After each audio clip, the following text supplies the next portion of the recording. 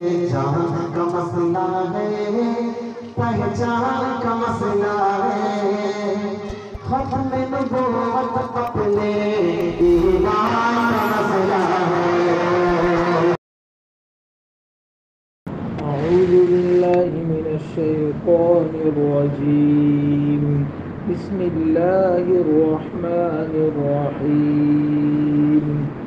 وَإِذْ قَالَ مُوسَى لِفَتَاهُ لَا أَبْرَحُ حَتَّى أَبْلُغَ مَجْمَعَ الْبَحْرَيْنِ أَوْ أَمْضِيَ حُقُبًا فَلَمَّا بَلَغَا مَجْمَعَ بَيْنِهِمَا نَسِيَا حُوتَهُمَا فَاتَّخَذَ سَبِيلَهُ فِي الْبَحْرِ سَرَبًا فَلَمَّا جَاوَزَا قَالَ لِفَتَاهُ آتِنَا غَدَاءَنَا لَقَدْ لَقِينَا مِنْ سَفَرِنَا هَذَا نَصَبًا قَالَ أَرَأَيْتَ إِذْ أَوَيْنَا إِلَى الصَّخْرَةِ فَإِنِّي نَسِيتُ الْحُوتَ وَمَا أَنسَانِيهُ إِلَّا الشَّيْطَانُ أَنْ أَذْكُرَهُ وَاتَّخَذَ سَبِيلَهُ فِي الْبَحْرِ عَجَبًا قَالَ ذَلِكَ مَا كُنَّا نَبْغِ فَارْتَدَّا عَلَى آثَارِهِمَا قَصَصًا فَوَجَدَا عَبْدًا مِّنْ عِبَادِنَا آتَيْنَاهُ رَحْمَةً مِّنْ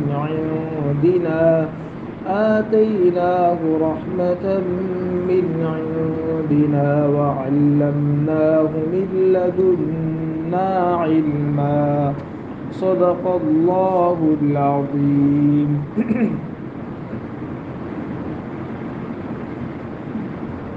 محترم بھائیوں، دوستوں، بزرگوں، ابھی سورہ کہف کی جو آیتیں ہمارے سامنے تلاوت کی گئی، ان آیتوں سے اللہ رب العزت ایک نیا قصہ بیان فرمانا چاہ رہے ہیں۔ ایک نیا قصہ ان آیات سے شروع ہوتا ہے۔ قصہ سورہ کہف میں ایک تو نوجوانوں کا آیا تھا کہ غار والے نوجوانوں نے اپنے ایمان کو بچانے کے لیے کیسی قربانی دی۔ اس کے بعد پھر ایک قصہ مکے کے کافروں کا آیا تھا کہ مکے کے کافر آپ صلی اللہ علیہ وسلم سے یہ فرمائش کرتے تھے کہ ہم آپ کے ساتھ بیٹھ کر آپ کی بات سننے کے لیے تیار ہے، پر آپ کی مجلس میں یہ غریب مسلمان نہیں ہونے چاہیے، ہم ان کے ساتھ نہیں بیٹھ سکتے ہیں، ہم بڑے لوگ ہیں، اونچے درجے کے لوگ ہیں۔ اور اب اس کے بعد ایک اور قصہ ذکر کیا تھا سورہ کہف میں، دو نوجوانوں کا، جس میں سے ایک اچھا ایماندار تھا، اللہ پر ایمان رکھنے والا تھا، اور دوسرا کافر اور کفر نافرمانی کرنے والا تھا۔ دونوں کے ساتھ کیا ہوا، اللہ نے اس کا تذکرہ فرمایا ہے۔ اور اب یہاں سے حضرت موسیٰ علیہ السلام کا ایک قصہ شروع ہو رہا ہے۔ اس قصے کا تعلق بھی اصل میں پہلے والے قصوں کے ساتھ ہے۔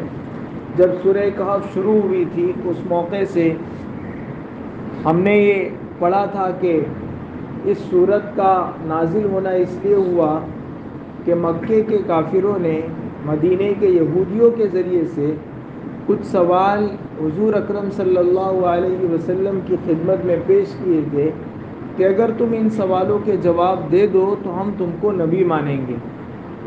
تو اس موقع سے یہ پوری سورت نازل ہوئی۔ تو اس قصے کو نازل کر کے بھی اللہ تعالیٰ اس قصے کو بتلا کر کچھ اہم پیغام دینا چاہتے ہیں، جو انشاءاللہ اس قصے کے آخر میں ہم ذکر کریں گے۔ قصہ جو اس موقع سے قرآن کریم بیان کر رہا ہے، یہ احادیث پاک میں بھی آیا ہے، بخاری شریف کی روایت ہے۔ حضرت ابی بن کعب رضی اللہ عنہ فرماتے ہیں کہ ایک مرتبہ حضرت موسیٰ علیہ السلام اپنی قوم کے سامنے وعظ فرما رہے تھے اور ان کو نصیحت کر رہے تھے، اور ایسا وعظ فرمایا، ایسی نصیحت فرمائی کہ سب کی آنکھیں بھیگ گئی، سب کے دل پگھل گئے، اور مجمع میں بڑا اثر ہوا حضرت موسیٰ علیہ السلام کے وعظ سے۔ اس پر حضرت موسیٰ علیہ السلام نے جب وعظ ختم کر لیا تو ایک آدمی نے حضرت موسیٰ علیہ السلام سے پوچھا کہ اللہ کے رسول، اس دنیا میں آپ سے زیادہ کوئی علم رکھنے والا ہے؟ اس دنیا میں آپ سے زیادہ کوئی علم رکھنے والا ہے؟ اب ظاہر ہے حضرت موسیٰ علیہ السلام نبی تھے، ان سے زیادہ کسی کو علم نہیں تھا۔ انہوں نے جواب میں کہا کہ ہاں، مجھ سے زیادہ کوئی علم رکھنے والا نہیں ہے، میں ہی سب سے زیادہ علم رکھنے والا ہوں۔ یہ جو حضرت موسیٰ علیہ السلام نے جواب دیا، ویسے تو جواب صحیح تھا، اس لیے کہ حضرت موسیٰ صرف نبی نہیں، اولو العزم نبی ہے، اور نبی اپنے زمانے میں شریعت کا سب سے زیادہ علم رکھنے والا ہوتا ہے۔ تو حضرت موسیٰ علیہ السلام کا جواب غلط نہیں تھا، صحیح تھا، پر اس کا لہجہ کچھ ایسا تھا جو اللہ تعالیٰ کو وہ لہجہ اور وہ تعبیر اللہ تعالیٰ کو پسند نہیں آئی، اور اللہ تعالیٰ نے عتاب نازل فرمایا، اپنی خفگی کا اظہار فرمایا۔ گویا اللہ تعالیٰ اپنے نبی صلی اللہ علیہ وسلم کو سکھانا چاہتے ہیں کہ بات کرنے کا انداز کیا ہونا چاہیے۔ اس لیے اللہ تعالیٰ نے حضرت موسیٰ علیہ السلام کی تعلیم کے لیے اور ان کو ادب سکھلانے کے لیے اللہ تعالیٰ نے حضرت موسیٰ علیہ السلام سے کہا کہ ہاں، تم سے بھی زیادہ ایک علم رکھنے والا بندہ اس دنیا میں موجود ہے، تم سے بھی زیادہ علم رکھنے والا ایک بندہ اس دنیا میں موجود ہے۔ اور پھر حضرت موسیٰ علیہ السلام نے اللہ کے حضور درخواست کی کہ وہ بندہ کہاں ہے علم رکھنے والا، اگر آپ اس کی کچھ نشانی، اس کا کچھ عطا پتہ، اس کا کچھ ایڈریس، وہ کہاں رہتا ہے اگر معلوم ہو جائے تو مجھ سے زیادہ وہ علم رکھتا ہے، میں اس کی خدمت میں جا کر وہاں علم حاصل کروں گا، اور اپنی اس جو میرے پاس علم نہیں ہے وہ علم بھی میں ان سے حاصل کروں گا۔ تو اللہ تعالیٰ نے آگے وہ پورا قصہ ہے کہ بتایا کہاں ملے گا۔ بہرحال اس موقع سے جب حضرت موسیٰ علیہ السلام نے یہ کہا کہ میں زیادہ علم، سب سے زیادہ علم رکھتا ہوں، اگرچہ حضرت موسیٰ علیہ السلام کی بات صحیح تھی، لیکن ہم لوگوں کے لیے اس میں یہ پیغام ہے کہ آدمی کو کبھی بھی دعویٰ نہیں کرنا چاہیے۔ دعویٰ کرنا آدمی کو زیب نہیں دیتا ہے۔ اسی لیے ہمارے بزرگان دین فرماتے ہیں کہ ہمارے یہاں دعویٰ نہیں ہے، ہمارے یہاں دعوت ہے۔ آدمی کو دعوت دینا چاہیے، اپنے متعلق کبھی بھی کوئی دعویٰ نہیں کرنا چاہیے کہ میں ایسا ہوں، میں ویسا ہوں۔ یہ دعویٰ کرنا دراصل تکبر کی نشانی ہے۔ جس آدمی کے اندر بڑائی ہوتی ہے، گھمنڈ ہوتا ہے، وہ اس قسم کی بات کرتا ہے، اور جو دعویٰ کرتا ہے کبھی کبھی پھر اللہ تعالیٰ اس کو مجمع کے سامنے رسوا کرتے ہیں، ذلیل کر کے دکھاتے ہیں۔ امام ابو حنیفہ رحمۃ اللہ علیہ کے زمانے میں ایک بہت بڑے عالم تھے، انہوں نے اتفاق سے ان سے ایک جملہ ان کے منہ سے نکل گیا مجمع میں، جب وہ بغداد میں آئے اور مجمع کے سامنے اپنے آپ کو پیش کیا، لوگوں کو دین سکھایا، علم سکھایا۔ اس موقع سے لوگوں سے کہا کہ چلو جو سوال کرنا ہے کرو، میں تمہارے سب سوالوں کا جواب دوں گا۔ تو اس قسم کا لہجہ تھوڑا سا بڑائی والا لہجہ تھا۔ امام ابو حنیفہ رحمۃ اللہ علیہ کو معلوم ہوا تو انہوں نے کسی کے ذریعے سوال کروایا، اچھا یہ بتاؤ، حضرت سلیمان علیہ السلام کے واقعے میں جو چونٹی ہے، وہ چونٹی نر تھی یا مادہ، مذکر تھی یا مؤنث؟ وہ چونٹی کیا تھی، مذکر تھی یا مؤنث تھی، نر تھی یا مادہ تھی؟ ایک دم اچانک سے ایک آدمی نے مجمع میں کھڑے ہو کر یہ سوال کر لیا، فوری طور پر ان کا ذہن اس طرف نہیں گیا، تو انہوں نے کہہ دیا کہ وہ مذکر تھی۔ تو اس پر اس آدمی نے کہا کہ نہیں، آپ غلط کہہ رہے ہیں، وہ مؤنث تھی، وہ مادہ تھی، نر نہیں تھی وہ چونٹی۔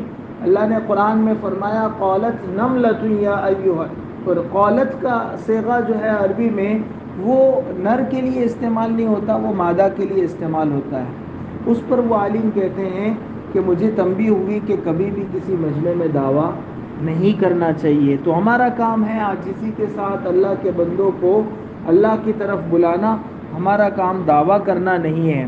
بہرحال یہاں حضرت موسیٰ علیہ السلام کے سامنے ایک بات یہ بھی آئی کہ اللہ تعالیٰ نے ان سے فرمایا کہ آپ سے زیادہ علم رکھنے والا ایک بندہ اس دنیا میں موجود ہے، تو کیا وہ نبی سے بھی افضل ہو گئے؟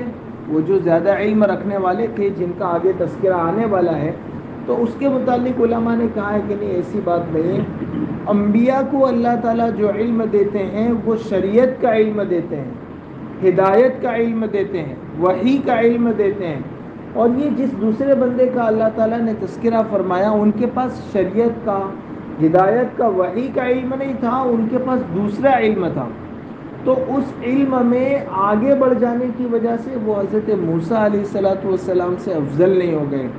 ہر نبی اپنی قوم میں سب سے اونچا درجہ رکھتا ہے، ان کی امت کا کوئی فرد ان سے آگے نہیں بڑھ سکتا ہے. تو حضرت موسیٰ علیہ السلام کے سامنے آگے جس بندے کا تذکرہ ہونے والا ہے وہ اگرچہ علم میں حضرت موسیٰ علیہ السلام سے زیادہ ہو سکتا ہے اور ہے، لیکن مرتبے میں حضرت موسیٰ علیہ السلام سے زیادہ نہیں ہے، اس لیے کہ حضرت موسیٰ علیہ السلام کو اللہ نے شریعت کا اور ہدایت کا اور وحی والا علم اللہ تعالیٰ نے عطا فرمایا تھا. اور انبیاء کے بھی الگ الگ جو ہے وہ رنگ ہوتے ہیں. حضرت موسیٰ علیہ السلام کا رنگ جو ہے وہ ناز والا تھا، اور حضرت ابراہیم علیہ السلام کا رنگ جو ہے وہ نیاز والا تھا. ایک ہوتا ہے ناز اور ایک ہوتا ہے نیاز. ناز کا مطلب ہے اتنا لاڈلا ہے، اتنا محبوب ہے، اتنا پیارا ہے کہ جس وقت جو چاہے سوال کر سکتا ہے. ظاہر ہے حضرت موسیٰ علیہ السلام کو اللہ تعالیٰ نے اپنے ساتھ بات کرنے کی اجازت عطا فرمائی تھی، اسی لیے حضرت موسیٰ علیہ السلام کو کلیم اللہ کہا جاتا ہے. جب چاہتے تھے اللہ تعالیٰ سے طور پر جا کر باتیں کرتے تھے. تو بڑے ناز والے تھے، بڑے لاڈلے تھے. اور حضرت ابراہیم علیہ السلام وہ نیاز والے تھے. ناز والا بہت جو ہے وہ جب چاہتا ہے کوئی سوال کر دیتا ہے، نیاز والا ہمیشہ خاموش رہتا ہے. یہی وجہ ہے کہ معراج کے موقع سے اللہ کے رسول صلی اللہ علیہ وسلم جب 50 نمازوں کا تحفہ لے کر آئے، حضرت ابراہیم علیہ السلام سے بھی ملاقات ہوئی. حضرت ابراہیم علیہ السلام نے پوچھا کہ اللہ نے کیا دیا تحفے میں؟ تو آپ صلی اللہ علیہ وسلم نے کہا 50 نمازیں ملی ہے. حضرت ابراہیم علیہ السلام نے کچھ نہیں فرمایا، کیونکہ وہ نیاز کے مقام پر فائز تھے. اور نیاز کا مطلب ہوتا ہے عاجزی، جو کچھ اوپر سے آوے سر جھکا دیا. حضرت ابراہیم کی پوری زندگی میں یہی ہے، امتحان پہ امتحان. بیٹے کو ذبح کرنے کا حکم آیا تو کر دیا، بیوی بچوں کو ایک ایسے جنگل سنسان ویران جگہ میں چھوڑنے کا حکم دیا تو وہ کر گزرے. نمرود نے آگ میں ڈالا، آگ میں ڈالنے کا حکم آیا تو وہاں آگ میں بھی کود گئے. تو سارے موقعوں سے حضرت ابراہیم علیہ السلام نے اللہ کے حکم کے سامنے سر جھکایا. اس کو کہتے ہیں نیاز کا مقام. اس لیے حضرت ابراہیم علیہ السلام نے آپ صلی اللہ علیہ وسلم سے کچھ نہیں کہا. لیکن جب اور نیچے اترے اور حضرت موسیٰ علیہ السلام سے ملاقات ہوئی تو حضرت موسیٰ علیہ السلام بڑے جلالی پیغمبر تھے، ناز کے مقام پر فائز تھے. اللہ نے ان کو اپنے ساتھ ہم کلامی کا شرف دیا تھا. تو حضرت موسیٰ علیہ السلام نے کہا کہ دیکھو آپ کی امت 50 نمازیں نہیں پڑھے گی، آپ واپس جائیے اور اپنی نمازیں کم کروائیے امت پر سے. اور حضور اکرم صلی اللہ علیہ وسلم گئے، واپس آئے، پھر گئے واپس آئے، یہاں تک کہ 5 نمازیں جب باقی رہ گئی تب بھی حضرت موسیٰ علیہ السلام نے کہا کہ نہیں اور کم کروائیے. اس پر حضور اکرم صلی اللہ علیہ وسلم نے فرمایا کہ نہیں، میں اب اپنے رب سے حیا کرتا ہوں، یعنی کتنی بار میں جا کر کم کرواؤں گا. اور پھر جب آپ وہاں سے آگے بڑھے تو اللہ کی طرف سے یہ کہلوایا گیا کہ آپ کی امت پر ہم نے 5 نمازیں فرض کی ہیں، لیکن ہم ان 5 نمازوں کے پڑھنے پر انہیں 50 نمازوں کا ثواب عطا کریں گے، کیونکہ شروع میں 50 نمازیں ہی اللہ کی طرف سے آئی تھی.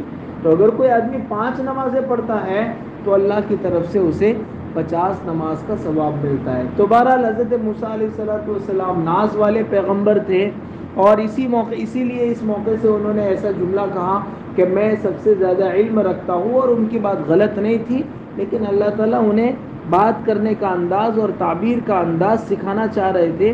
اس لیے اللہ تعالیٰ نے ان کے لیے یہ انتظام کیا اور یہ کہا کہ ایک بندہ اور ہے جو تم سے زیادہ علم رکھتا ہے. حضرت موسیٰ علیہ السلام نے اس کا پتہ پوچھا کہ وہ کہاں ملے گا ہم کو بندہ.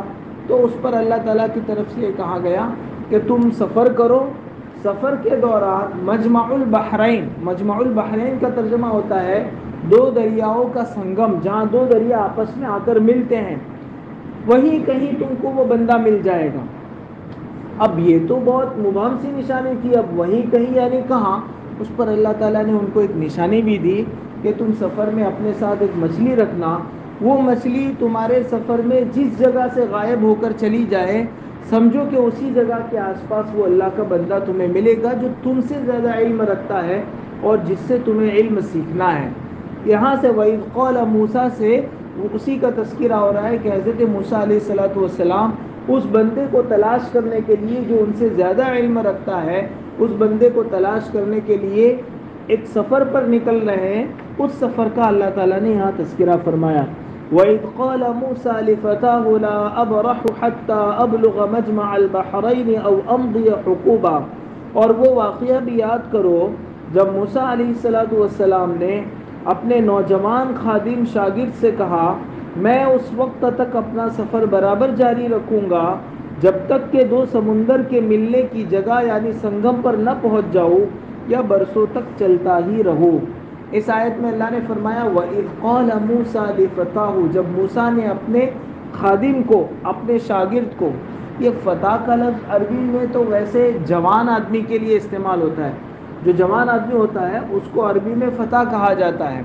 اس موقع سے حضرت موسیٰ علیہ السلام نے اپنے نوکر سے، اپنے خادم سے کوئی ایسا لفظ استعمال نہیں کیا جس سے اس نوکر اور خادم کا رتبہ گھٹا ہوا محسوس ہو۔ یہ بھی ایک سیکھنے کی چیز ہے کہ ہمیشہ اپنے ملازمین کے ساتھ، اپنے ماتحتوں کے ساتھ، اپنے نوکروں کے ساتھ اچھا سلوک کرنا چاہیے اور ان کو ایسے الفاظ سے نہیں بلانا چاہیے جس سے ان کی ذلتی ہو۔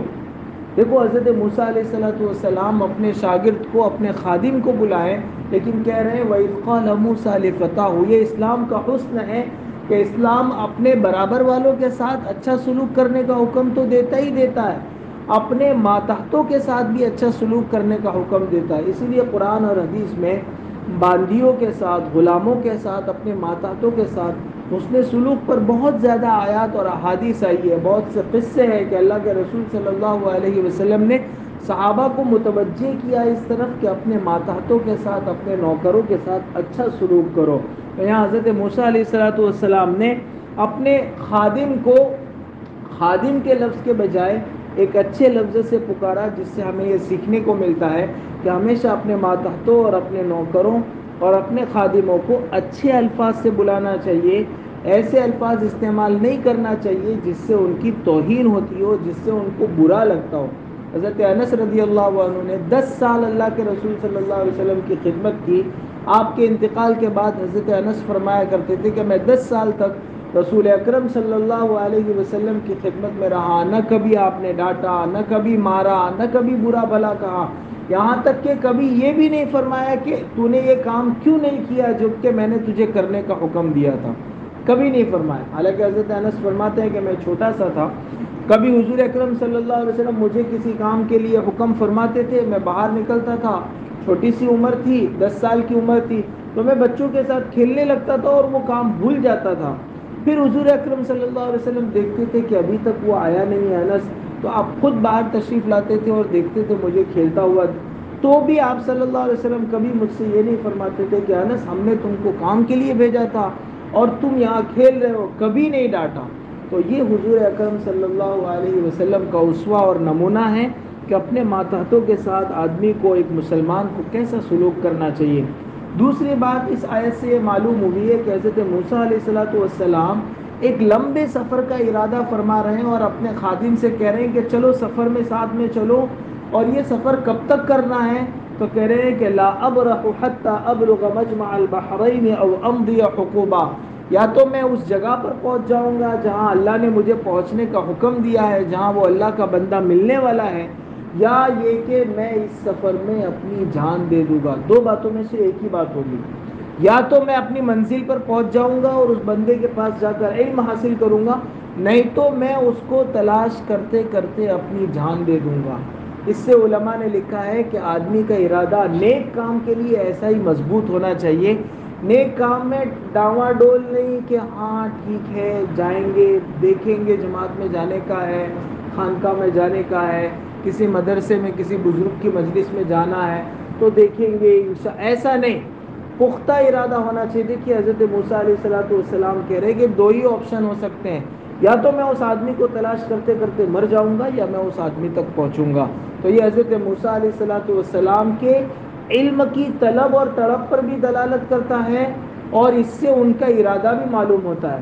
ہمیں کتنا علم حاصل کرنا چاہیے. حضرت موسیٰ علیہ السلام تو نبی تھے, اللہ کی براہ راست ان پر وحی اترتی تھی, اللہ سے بات چیت کرتے تھے, پھر بھی اللہ تعالیٰ کی طرف سے یہ بتایا گیا کہ فلانا بندہ زیادہ علم رکھتا ہے تو اس کے پاس علم حاصل کرنے کے لیے تشریف لے گئے. تو مجھے اور آپ کو علم کی کتنی طلب اور تڑپ ہونی چاہیے. ہمیں اپنی بنیادی زندگی گزارنے کا جو ضروری علم ہے, نماز روزے کے مسائل ہیں, ہمارے کاروبار کے مسائل ہیں, جو ہماری زندگی گزارنے کے ماں باپ کے حقوق ہیں, میاں بیوی کے حقوق ہیں, بھائی بہنوں کے حقوق, یہ جو ضروری مسائل ہیں وہ سارے کے سارے حاصل کرنا اور اس کا علم حاصل کرنا ہر مسلمان پر فرض ہے. مجمع البحرین, دو دریاؤں کا سنگم, جہاں دو دریا آ کر ملتے ہیں, اس سے کون سا علاقہ مراد ہے؟ اس میں علماء کے بہت سے اقوال ہیں. دو قول مشہور ہیں. ایک تو یہ کہ یہ واقعہ اگر حضرت موسیٰ علیہ السلام کے مصر کے قیام کے زمانے میں اگر ہوا ہے تو پھر اس سے مراد ہے سوڈان کا ایک علاقہ ہے, خرطوم شہر نام ابھی بھی ہے وہ شہر, وہاں نیل, دریائے نیل مصر کی مشہور شاخ ہے, نائل بولتے ہیں آج کل اس کو, وہ جو دریائے نیل ہے اس کی دو شاخیں, دو حصے اس کے وہاں آ کر ملتے ہیں, تو وہ جگہ مراد ہے. اور اکثر مفسرین کا کہنا ہے کہ وادی سینا, وہ بھی آج کے جو ایجپٹ ملک ہے مصر وہیں پر ہے, وادی سینا میں ایک جگہ ہے جہاں دو قسم کے دریا آ کر ملتے ہیں. ایک کا نام ہے بحر عقبہ, ایک بحر قلزم کی دو شاخیں آپس میں ملتی ہے, ایک عقبہ اور ایک سوئس, آج بھی نہر سوئس کے نام سے ایک نہر مشہور ہے. تو وہ دو جہاں ملتی ہے وہاں یہ قصہ پیش ہوا تھا, اور اسی کے متعلق قرآن نے مجمع البحرین کے ذریعے سے اس کا تذکرہ کیا ہے. وَإِذْ قَالَ مُوسَىٰ لِفَتَاهُ لَا أَبْرَحُ حَتَّىٰ أَبْلُغَ مَجْمَعَ الْبَحْرَيْنِ أَوْ أَمْضِيَ حُقُبًا فَلَمَّا بَلَغَا مَجْمَعَ بَيْنِهِمَا نَسِيَا حُوتَهُمَا فَاتَّخَذَ سَبِيلَهُ فِي الْبَحْرِ سَرَبًا. اللہ نے نشانی کیا دی تھی؟ نشانی یہ دی تھی کہ اپنے ساتھ مچھلی رکھو, وہ مچھلی جہاں غائب ہو جائے سمجھو کہ اس جگہ پر وہ اللہ کا بندہ ملنے والا ہے. حضرت موسیٰ علیہ السلام نے اپنے خادم, اپنے شاگرد یوشع ابن نون, یہ بھی بعد میں جا کر نبی ہوئے حضرت موسیٰ علیہ السلام کے بعد, اس وقت حضرت موسیٰ کے ساتھ رہتے تھے اور ان کا حضرت موسیٰ علیہ السلام کا ہر وقت ان کے ساتھ رہتے تھے. جب سفر پر نکلنے لگے تو حضرت موسیٰ علیہ السلام نے حضرت یوشع سے کہا کہ چلو سفر کی تیاری کر لو. کہاں جانا ہے؟ بتا دیا کہ مجمع البحرین جانا ہے. کہاں ہے یہ جگہ؟ مجھے بھی نہیں معلوم, اللہ نے یہ نشانی بتائی ہے کہ ایک مچھلی تلی ہوئی ساتھ میں رکھ لو, وہ مچھلی جہاں غائب ہو جائے سمجھو کہ اسی جگہ پر وہ اللہ کا بندہ ملنے والا ہے. تو اسی کا یہاں تذکرہ ہے کہ حضرت موسیٰ علیہ السلام اور ان کا خادم یوشع ابن نون, یہ دونوں حضرات سفر کا توشہ لے کر نکلے, زاد سفر جس کو کہتے ہیں, سفر کا توشہ لے کر نکلے. اور جب سفر کا توشہ لے کر نکلے تو راستے میں بہت چلنے کے بعد ایک جگہ آئی جہاں پر یہ دو حضرات آرام کے لیے ٹھہر گئے. اور حضرت موسیٰ علیہ السلام تو آرام کرتے کرتے سو گئے, لیکن حضرت یوشع ابن نون وہ وہاں بیٹھے تھے, یا آرام کر کے جب وہ اٹھے اور وضو کرنے کے لیے گئے تو ان کے وضو کا قطرہ ان کے بدن سے نکل کر تو جو تلی ہوئی مچھلی ان کے ٹفن میں اس میں پڑی تھی اس پر جا کر گرا. وہ کیا دیکھتے ہیں کہ وہ مردہ مچھلی جو ہم تل چکے ہیں وہ زندہ ہو گئی, اور زندہ ہو کر وہ سمندر میں کود پڑی. اچھا, کود کر غائب نہیں ہو گئی, جہاں سے وہ گئی وہاں کا پانی رک گیا, اور سرنگ ہوتی ہے, سرنگ جیسا راستہ, یعنی پورا ہول ہو گیا. ایسے پانی میں آپ اگر ایسا انگلی کرو تو پانی دوبارہ مل جاتا ہے, لیکن یہ مچھلی جب کودی تو ایسا, ایک تو مردہ مچھلی کا زندہ ہونا, زندہ ہو کر پھر اس کا سمندر میں جانے کے بعد اس طرح جانا کہ پانی میں اس کا رستہ بن جائے. وہ جہاں پانی میں گئی وہ پورا ہول ہو گیا, جیسے زمین میں ہم سوراخ کرتے ہیں ویسا پورا ہول ہو گیا. اور یہی وہ نشانی تھی جو اللہ تعالیٰ نے بتائی تھی کہ یہی وہ بندہ ملے گا. حضرت یوشع علیہ السلام نے سوچا کہ اب جب پیغمبر حضرت موسیٰ علیہ السلام جب اٹھیں گے تو میں ان کو اطلاع کروں گا اور ضرور یہ عجیب و غریب اور انوکھا واقعہ بتاؤں گا. لیکن ہوا یہ کہ جب حضرت موسیٰ علیہ السلام اٹھے تو حضرت یوشع بتانا بھول گئے کہ یہاں مچھلی نکل گئی ہمارے ہاتھ سے اور یہی وہ جگہ ہے. سوال یہ ہوتا ہے کہ اتنا عجیب و غریب واقعہ ہوا، بھول کیسے گئے؟ اب ویسے عام طور سے آدمی نارمل چیزیں بھول سکتا ہے، لیکن کوئی عجیب و غریب واقعہ ہو تو اس کو آدمی، مردہ مچھلی زندہ ہو گئی، سمندر میں کود پڑی، پورا راستہ بن گیا، پھر حضرت یوشع کیسے بھول گئے؟ ایک جواب تو اس کا سیدھا سادہ ہے کہ اللہ نے چاہا، چونکہ اللہ کے یہاں تقدیر میں ایسا تھا. دوسرا یہ کہ یہ میرے اور آپ کے لیے عجیب واقعہ ہے. حضرت یوشع رات دن نبی کے ساتھ رہتے تھے اور نبی کے معجزے اپنی آنکھوں سے دیکھتے تھے. یہ حضرت موسیٰ علیہ السلام کا اللہ کی طرف سے ایک معجزہ تھا.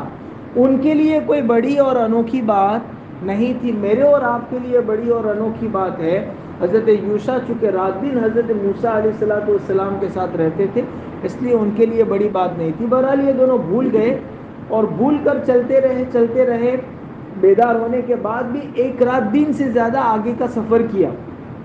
پھر حضرت موسیٰ علیہ السلام نے کہا کہ چلو بھوک لگی ہے، تھوڑا سا توشہ نکالو، اس میں سے کھاتے ہیں. تب اچانک حضرت یوشع کو یاد آیا کہ وہ مچھلی تو چلی گئی. اور انہوں نے حضرت موسیٰ علیہ السلام سے کہا کہ سوری، میں آپ کو بتانا بھول گیا تھا، پیچھے ایسا واقعہ ہو چکا ہے اور وہ مچھلی نکل کر سمندر میں کود پڑی اور ایسا وہ پورا واقعہ حضرت یوشع نے بتایا. حضرت موسیٰ علیہ السلام نے ڈانٹا نہیں کہ تم نے بتایا کیوں نہیں تھا، صرف اتنا کہا کہ یہی تو وہ جگہ تھی جہاں ہم کو جانا تھا، چلو اب ہم واپس چلتے ہیں. یہ پورے واقعے کا اللہ تعالیٰ نے آگے تذکرہ فرمایا ہے. فلما بلغا مجمع بینہما نسیا حوتہما فاتخذ سبیلہ فی البحر سربا. پھر جب وہ دونوں یعنی موسیٰ علیہ السلام اور ان کے نوجوان شاگرد یوشع دو سمندر کے ملنے کی جگہ پر پہنچے تو دونوں اپنی مچھلی بھول گئے. اس سے یہ معلوم ہوا ہے کہ جس کو جو کام سونپا جاتا ہے وہ کبھی کبھی بھول جاتا ہے. تو اگر بھول جائے تو اس پر ناراض نہیں ہونا چاہیے، اس پہ خفا نہیں ہونا چاہیے، اس کو ڈانٹنا نہیں چاہیے. یہ بھولنے کا مرحلہ تو دیکھو نبی کے ساتھ بھی ہوا، نبی کے شاگرد کے ساتھ، اللہ کے رسول صلی اللہ علیہ وسلم کے ساتھ بھولنے کا مرحلہ آیا. ایک مرتبہ اللہ کے رسول صلی اللہ علیہ وسلم سفر میں تھے. رات بھر صحابہ جو ہے وہ سفر میں چلتے رہے. صبح کے قریب اللہ کے رسول صلی اللہ علیہ وسلم نے کہا، پڑاؤ ڈال دیا اور سب کو کہا کہ آرام کرو، ایک بندہ جاگتا رہے جو ہمیں فجر کی نماز کے لیے اٹھائے گا. تو صحابہ سے پوچھا کون تیار ہے؟ حضرت بلال رضی اللہ عنہ نے کہا کہ میں جگاؤں گا. چنانچہ سب سو گئے، اللہ کے رسول صلی اللہ علیہ وسلم بھی سو گئے. اور حضرت بلال رضی اللہ عنہ جو ان کے اونٹ کا کھجاوا، اونٹ کے اوپر جو بیٹھنے کے لیے ڈالتے ہیں، تکون ٹائپ کا ہوتا ہے، وہ اونٹ کا کھجاوا جب قافلہ رک جاتا ہے تو اونٹ کے اوپر سے نکال دیتے ہیں تاکہ اونٹ کو اتنی دیر کوئی بوجھ نہ رہے، وہ خالی رہے. تو وہ کھجاوا نکالا، اپنے پیچھے رکھا اور اس پر ٹیک لگا کر ایسا مشرق کی سمت میں جہاں سے سورج شروع ہوتا ہے، جہاں سے صبح کے آثار دکھتے ہیں، فجر کا اندازہ ہوتا ہے، وہاں دیکھ کر ایسے بیٹھ گئے کہ جیسے ہی فجر ہوگی میں اللہ کے رسول صلی اللہ علیہ وسلم کو اور صحابہ کو اٹھاؤں گا. دیکھتے دیکھتے جو ہے وہ اچانک آنکھ لگ گئی، اور اتنی گہری آنکھ لگی کہ جب سورج نکلا اور اس کی پہلی کرن سب سے پہلے اللہ کے رسول صلی اللہ علیہ وسلم کے چہرے مبارک پر پڑی تو آپ کی آنکھ کھلی. آپ نے حضرت بلال کو جگایا اور بلال سے کہا، بلال آپ کو تو کہا تھا لوگوں کو اٹھانے کا، آپ خود سو گئے.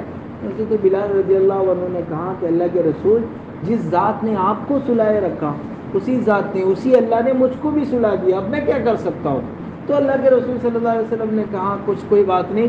سب کو اٹھایا، سب نے وضو کیا، آپ نے فرمایا کہ اذان کہو، اذان کہی گئی. پھر آپ نے فرمایا کہ سنتیں پڑھو، سنت پڑھی گئی. پھر اقامت کہی گئی اور اس کے بعد باقاعدہ جماعت کے ساتھ نماز ہوئی.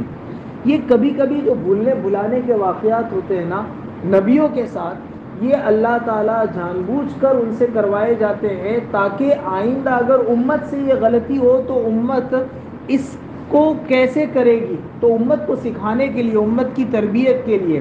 جیسے اس واقعے سے معلوم ہوا کہ اگر کبھی اجتماعی طور پر سب کی نماز ایک ساتھ قضا ہو جائے تو سب کو ایک ساتھ اذان دے کر، اقامت کہہ کر جماعت کے ساتھ نماز پڑھنی چاہیے. جیسے اللہ کے رسول صلی اللہ علیہ وسلم نے قضا نماز بھی جماعت کے ساتھ کی، کیونکہ سب کی پوری جماعت کی نماز چھوٹ گئی تھی. تو کبھی ایسا موقع ہو کہ پوری جماعت کی نماز چھوٹ جائے تو پھر قضا جو ہے وہ سب کو مل کر ایک ساتھ جماعت کے ساتھ نماز پڑھ کر کرنی چاہیے. اس سے یہ معلوم ہوا تو نبی کا جو بھی کام ہوتا ہے نا وہ امت کی رہبری کے لیے ہوتا ہے. اسی لیے ہم سنتے ہیں کہ نفل نماز آدمی اگر بیٹھ کر پڑھے تو آدھا ثواب ملتا ہے, کھڑے رہ کر پڑھے تو پورا ثواب ملتا ہے. لیکن یہ امت کے لیے, اللہ کے رسول صلی اللہ علیہ وسلم نفل نماز بیٹھ کر بھی پڑھتے تھے تو آپ کو پورا ثواب ملتا تھا. اس کی وجہ علماء نے لکھی ہے کہ ویسے تو نفل نماز بیٹھ کر پڑھنے سے آدھا ہی ثواب ملتا ہے, لیکن نبی کا بیٹھ کر پڑھنا یہ امت کو بتلانے کے لیے ہے, امت کی تربیت کے لیے ہے کہ نفل نماز بیٹھ کر بھی پڑھ سکتے ہیں. تو آدھا ثواب نفل نماز بیٹھ کر پڑھنے کا ملا اور آدھا ثواب امت کو سکھانے کا ملا. تو انبیاء جو بھی نیک کام کرتے ہیں, جتنے بھی کام کرتے ہیں, وہ دراصل اپنی امت کو تعلیم دینے کے لیے, ان کو سکھانے کے لیے کرتے ہیں, اس لیے ان کو اس پر ڈبل ثواب ملتا ہے. تو بہرحال یہ جو بھولنا بھلانا ہوتا ہے انبیاء کے ساتھ, یہ دراصل اپنی جو ان کی قوم ہوتی ہے ان کی قوم کی تربیت کے لیے اور ان کی رہبری کے لیے یہ ہوتا ہے, اور اسی لیے ان کو سکھانے پر مستقل اجر ملتا ہے. بہرحال فلما بلغ مجمع بینہما نسیا حوتہما, پھر جب وہ دونوں دو سمندر کے ملنے کی جگہ پر پہنچے تو دونوں اپنی مچھلی بھول گئے اور اس مچھلی نے دریا میں سرنگ جیسا راستہ بنا لیا. فلما جاوزا قال لفتاه آتنا غداءنا لقد لقينا من سفرنا هذا نصبا. پھر جب وہ دونوں آگے نکل گئے تو موسیٰ علیہ السلام نے اپنے خادم سے کہا کہ ہمارے پاس ہمارا ناشتہ لاؤ, سچی بات ہے کہ ہم نے اپنے اس سفر میں تھکن کی بڑی تکلیف اٹھائی ہے. دیکھو حضرت موسیٰ علیہ السلام نے بہت آگے جا کر, مجمع البحرین سے بھی آگے جا کر اپنے شاگرد سے, اپنے خادم سے کہا کہ ناشتہ لاؤ.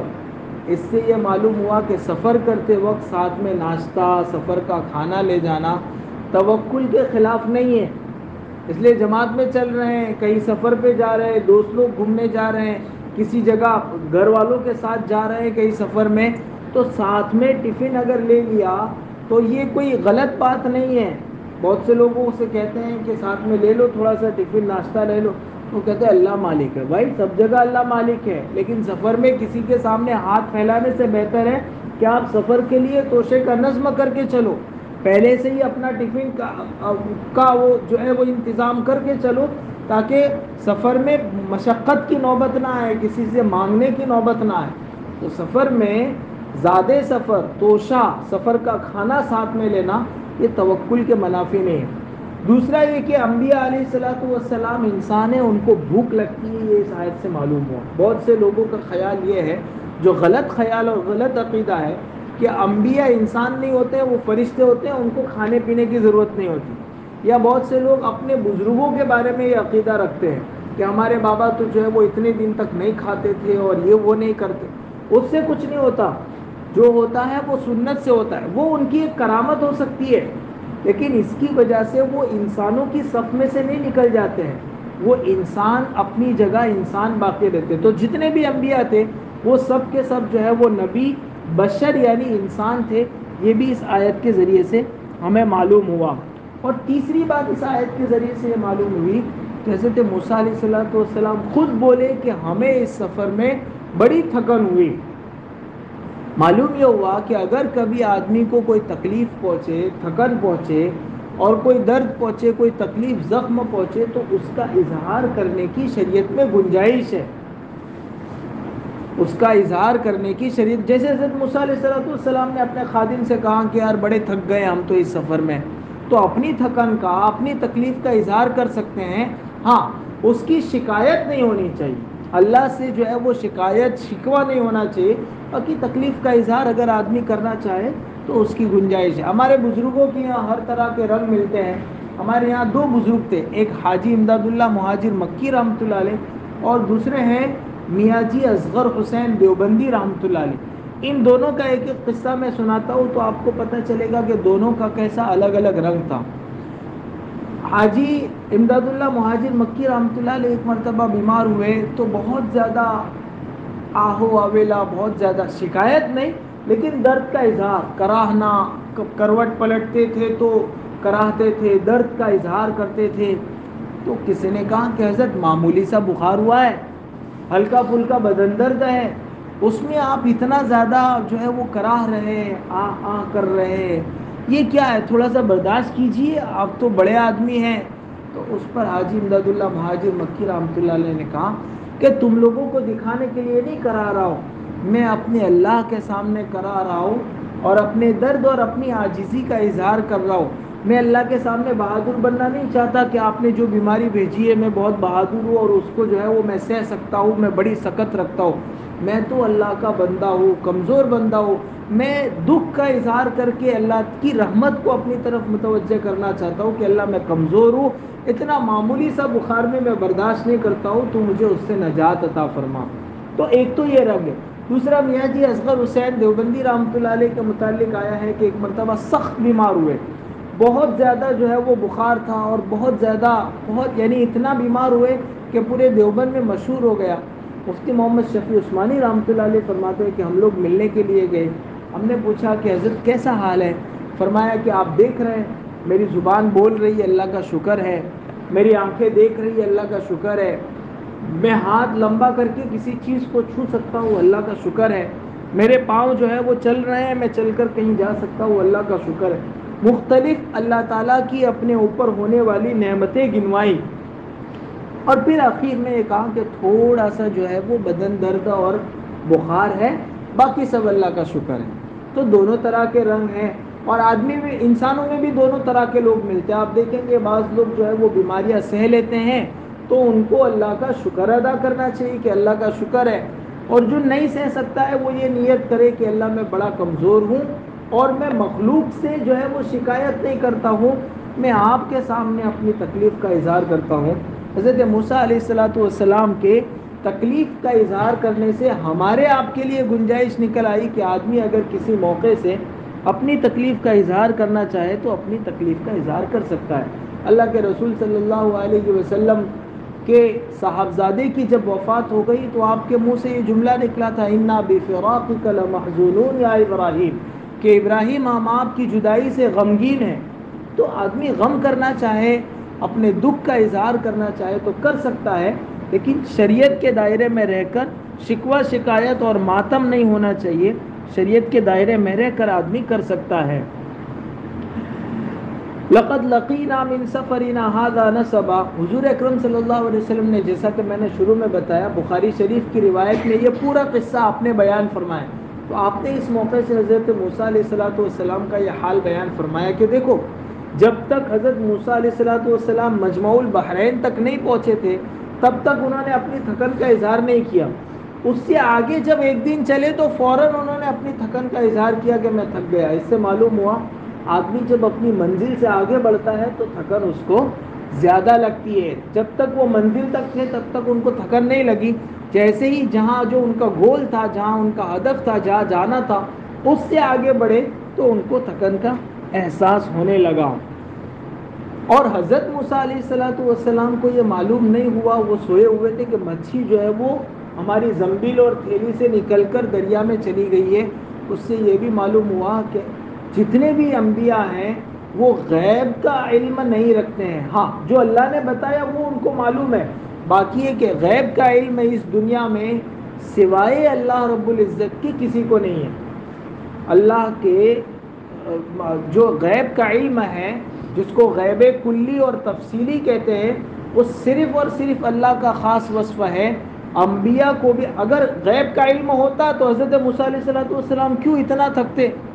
خود ہی جو ہے وہ نیند سے بیدار ہو کر ان کو پتہ چل جاتا کہ مچھلی کود کر گئی ہوئی ہے اور یہی وہ جگہ ہے. حضرت موسیٰ علیہ السلام کو معلوم نہیں ہوا. اس قصے سے، اس آیت سے معلوم ہوتا ہے کہ انبیاء کو بھی غیب کا علم اللہ تعالیٰ کی طرف سے نہیں دیا گیا تھا. جتنا اللہ تعالیٰ کی طرف سے دیا جاتا تھا اتنا ہی وہ بتاتے تھے. غیب کا علم اللہ کے سوا کوئی نبی نہیں جانتا، اللہ کے سوا کوئی ولی نہیں جانتا، کسی کو معلوم نہیں ہے. یہ جو اس طرح کے جو ہے وہ ڈھونگ کرنے والے لوگ آتے ہیں کہ ہم آپ کا فیوچر بتائیں گے، آپ کے مستقبل میں کیا ہوگا وہ ہم بتائیں گے، یہ جو ساری پیشن گوئیاں کرتے ہیں وہ شریعت کی روشنی میں صحیح بات نہیں ہے. غیب کا علم صرف اور صرف اللہ رب العزت ہی کو ہوتا ہے، یہ ہر مسلمان کے عقیدے کا جز ہے۔ قال ارأيت اذ اوینا الى الصخرة فانی نسیت الحوت۔ اب جب حضرت موسیٰ علیہ السلام نے ناشتہ مانگا تو یوشع کو یاد آیا کہ وہ تو مچھلی تو پیچھے کود گئی، اب پیغمبر کی خدمت میں کیا پیش کریں گے؟ اس خادم نے کہا کیا آپ نے وہ عجیب بات دیکھی؟ جب ہم اس چٹان کے پاس ٹھہرے تھے میں مچھلی کی عجیب حالت آپ سے ذکر کرنا بھول گیا، اور آپ سے اس مچھلی کا ذکر کرنا مجھ کو صرف شیطان ہی نے بھلا دیا، اور اس مچھلی نے تو بڑے عجیب طریقے سے سمندر میں اپنا راستہ کر لیا تھا۔ دیکھو حضرت یوشع علیہ السلام اللہ تعالیٰ نے فرمایا کہ دونوں بھول گئے، لیکن جب حضرت یوشع علیہ السلام جواب دے رہے تو کہہ رہے انی نسیت الحوت، میں مچھلی کا تذکرہ کرنا بھول گیا۔ حالانکہ حضرت موسیٰ بھی بھول گئے تھے، جب اٹھ کر چلے تو حضرت موسیٰ کو یاد آنا چاہیے، پوچھنا چاہیے کہ مچھلی ہے نہیں ہے کچھ، تو حضرت موسیٰ بھی بھول گئے تھے۔ لیکن ایک خادم کا، ایک ماتحت کا یہ ادب ہے، اس کا یہ ذمہ داری ہے، اس کو یہ چاہیے کہ جب اپنے کسی بڑے سے بات کرے اور غلطی دونوں سے ہوئی ہو تو غلطی اپنی طرف منسوب کرے، اپنے بڑے کی طرف منسوب نہ کرے۔ حضرت یوشع نے یوں نہیں کہا کہ ارے اپن دونوں بھول گئے، انہوں نے یوں کہا کہ میں بھول گیا، تو نبی کو اس سے الگ کر دیا کہ آپ کا تو کوئی قصور ہے ہی نہیں، میرا قصور ہے۔ معلوم یہ ہوا کہ جب سفر میں یا دنیا میں کہیں بھی، سفر میں نہیں گھر میں بھی، اگر مثلا باپ بیٹے میں جو ہے وہ دونوں سے غلطی ہوئی تو بیٹا اس غلطی کو اپنے سر پہ لے کہ مجھ سے ہوئی، سوری، آپ کا کوئی قصور نہیں تھا، بلکہ اس سے آگے بڑھ کر یہ ادب ہونا چاہیے ایک بیٹے کا کہ اگر باپ سے غلطی ہوئی اس میں بیٹے کا کوئی قصور نہیں ہے اور باپ اس غلطی پر بیٹے کو ڈانٹ رہا ہے تو وہ سر جھکا کر سن لے اور کہے کہ جی ہاں مجھ سے یہ غلطی ہوئی ہے۔ آج اگر اپنے باپ کے سامنے آدمی سر جھکائے گا تو کل اس کی اولاد اس کے سامنے سر جھکائے گی، اور آج اگر اپنے باپ کے سامنے آدمی سر نہیں جھکائے گا اور دنیا کے لوگوں کے سامنے اپنے باپ کی غیبت کرتا پھرے گا تو کل کو آپ کی اولاد بھی آپ کے ساتھ ایسا ہی کریں گے۔ باپ کے ساتھ، ماں باپ کے ساتھ آدمی جو سلوک کرتا ہے، ماں باپ نے ہر بڑے کے ساتھ جو سلوک آدمی کرتا ہے وہ سلوک کل کو اسے بھگتنا پڑتا ہے۔ علماء نے لکھا ہے کہ ہر گناہ کی سزا اللہ تعالیٰ آخرت میں دیتے ہیں، بعض گناہ ایسے ہیں جن کی سزا آخرت میں بھی ملے گی اور دنیا میں بھی ملے گی۔ اس میں سے ایک ہے ماں باپ کی نافرمانی، کہ ماں باپ کی نافرمانی، ان کو توہین اور ان کو ستانا ایسا گناہ ہے جس کا بدلہ آدمی کو دنیا میں بھی ملتا ہے اور آخرت میں بھی اس کی سزا ملتی ہے۔ اور ویسے ہی ماں باپ کی خدمت کرنا، اس کی برکت بھی دنیا میں ملتی ہے اور آخرت میں اس کا ثواب بھی ملتا ہے۔ اب یہ میرے اور آپ کے اوپر ہے کہ ہم ماں باپ کی خدمت کر کے دنیا اور آخرت میں برکتیں سمیٹنا چاہتے ہیں یا پھر ان کو ستا کر دنیا اور آخرت میں اپنے لیے عذاب اور اپنے لیے مشقت کا فیصلہ کرنا چاہتے ہیں۔ دیکھیے یہاں حضرت یوشع علیہ السلام نے غلطی دونوں سے ہوئی، پھر بھی اس غلطی کو اپنی طرف منسوب کیا اور فرمایا کہ مجھ سے یہ غلطی ہوئی۔ جب حضرت یوشع علیہ السلام نے کہا کہ وہ تو پیچھے ہم جہاں وہ چٹان کے پاس ٹھہرے تھے وہاں مچھلی جو ہے وہ کود کر چلی گئی تھی اور ایسا ایسا قصہ ہوا تھا، اس پر حضرت موسیٰ علیہ السلام نے کہا قال ذلك ما كنا نبغي فارتد على آثارهما قصصا، کہہ رہے وہی تو وہ جگہ تھی جہاں ہم کو جانا تھا۔ حضرت موسیٰ علیہ السلام نے کہا اسی بات کو تو ہم چاہتے تھے۔ پھر وہ دونوں اپنے قدم کے نشان دیکھتے ہوئے، اب وہ جگہ کہاں تھی وہ تو بھول گئے، آگے چلے گئے تو واپس پلٹے اور چونکہ ان کے چلتے ہوئے قدم کے نشان پڑے تھے تو اسی پر پیچھے پیچھے چلتے چلتے اس چٹان کے پاس پہنچے۔ پھر آگے اللہ فرماتے ہیں فَوَجَدَ عَبْدًا مِّنْ عِبَادِنَا، وہاں پر ہمارے بندوں میں سے اس بندے کو، وہ بندہ کون تھا، ان کا نام کیا ہے، وہ مشہور نام ہے حضرت خضر علیہ السلام، اور وہ نبی تھے یا نہیں تھے، اور ان کو تلاش کرنے میں لوگ جو ہے وہ ملاقات کرتے تو انگوٹھا دباتے ہیں، وہ ساری باتیں انشاءاللہ اگلی مجلس میں آئیں گی۔ حضرت موسیٰ نے حضرت خضر سے کیا کہا، ان کے درمیان آپس میں کیا بات چیت ہوئی، آگے یہ سفر کیسا چلا، وہ آگے اللہ تعالیٰ بیان فرما رہے ہیں، انشاءاللہ اگلی مجلس میں اس کا تذکرہ ہوگا۔ اللہ تعالیٰ ہم سب کو کہنے سننے سے زیادہ عمل کرنے کی توفیق عطا فرمائے۔ سبحانک اللہم و بحمدک و تبارک اسمک و تعالی جدک و لا الہ غیرک، اللهم صل على سيدنا ومولانا محمد وعلى آل سيدنا ومولانا محمد كما صليت على إبراهيم وعلى آل إبراهيم إنك حميد مجيد. اللهم بارك على سيدنا ومولانا محمد وعلى آل سيدنا ومولانا محمد كما باركت على إبراهيم وعلى آل إبراهيم إنك حميد مجيد. ربنا ظلمنا أنفسنا وإن لم تغفر لنا وترحمنا لنكونن من الخاسرين. ربنا آتنا في الدنيا حسنة وفي الآخرة حسنة وقنا عذاب النار. اے اللہ ہم سب کے گناہوں کو معاف فرما. اللہ ہماری خطاؤں سے درگزر فرما. اللہ ہماری سیئات کو حسنات سے مبدل فرما. اے اللہ آپ تیری مرضیات پر زیادہ سے زیادہ چلا کر اے اللہ تیری نامرضیات پر چلنے سے ہماری پوری حفاظت فرما. حضور اکرم صلی اللہ علیہ وسلم کی لائی ہوئی سنت اور شریعت کو اپنی زندگی کے ہر شعبے اور اپنی زندگی کے ہر موڑ پر اسے اپنانے کی توفیق اور سعادت عطا فرما. اللہ دوام ذکر اور دوام طاعت کی توفیق اور سعادت سے مالا مال فرما. اللہ ہمارے دلوں کو تیرے ذکر سے آباد فرما. اللہ ہمارے گھروں کو تیرے کلام پاک کی تلاوت سے آباد فرما. اللہ ہماری زندگیوں کو نماز کے نور سے آباد فرما. اللہ ہمیں سنت اور شریعت پر عمل کرنے والا بنا. اللہ تیرے اور تیرے بندوں کے تمام حقوق کو ادا کرنے والا بنا. اللہ والدین کی خدمت کر کے دنیا اور آخرت میں سعادتیں لوٹنے والا بنا. اللہ والدین کے نافرمانی سے ہماری حفاظت فرما. اللہ ہر قدم پر ہماری رہنمائی فرما. اللہ ہماری دنیا اور آخرت کے تمام جائز امور کو پورا فرما. اللہ جو بیمار ہیں انہیں شفاء کامل عاجل مستمر عطا فرما. جو مقروض ہیں ان کے قرضوں کی ادائیگی کی غیب سے شکلیں اور صورتیں پیدا فرما. جو پریشان حال ہیں ان کی پریشانی کو دور فرما. اللہ یہاں موجود تیرے تمام بندوں کی جائز اور نیک مرادیں پوری فرما. نبی اکرم صلی اللہ علیہ وسلم نے خیر کی لائن سے جتنی دعائیں مانگی اور بتلائیں ہمیں اور پوری امت کو عطا فرما. جن شرور سے پناہ چاہیے ان سے ہماری اور پوری امت کی حفاظت فرما. محض اپنے فضل اور کرم سے اور حضور پاک صلی اللہ علیہ وسلم کے صدقہ طفیل ہماری دعاؤں کو قبول فرما. ربنا تقبل منا انک انت السمیع العلیم وتب علینا انک انت التواب الرحیم. وصلی اللہ تعالی علی خیر خلقہ سیدنا و مولانا محمد وآلہ وصحبہ اجمعین برحمتک یا ارحم